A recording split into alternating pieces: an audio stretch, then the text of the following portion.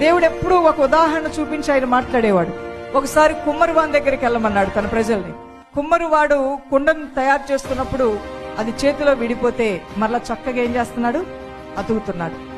ఒక కుమ్మరివానికి కుండ తన చేతిలో విడిపోతే కుండను అతికే జ్ఞానం ఉంటే ఈ సర్వలోకాన్ని సృష్టించిన నాకెంత జ్ఞానం ఉండాలి అంటాడంట ఆయన. ఒక ఇంజనీరే ఆకాశ హరిమయాలు కట్టగలిగితే, వింతల్లో వింతైన కార్యాలే ప్రజలే చేయగలిగితే, ఆ ప్రజలకు ఆ జ్ఞానం ఇచ్చిన దేవుడినైనా నాకెంత జ్ఞానం ఉండాలి, నాకెంత వివేకం ఉండాలి, నేను ఇంకెంత జ్ఞాని అయిన దేవుణ్ణి.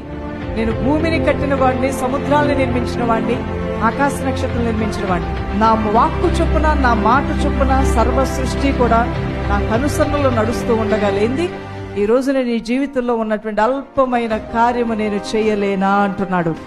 ఈరోజు దేవుని సంగమ మీ కుటుంబాల్లో, మీ జీవితాల్లో కూడా ఎటువంటి దీన స్థితి, బలహీనమైన స్థితి,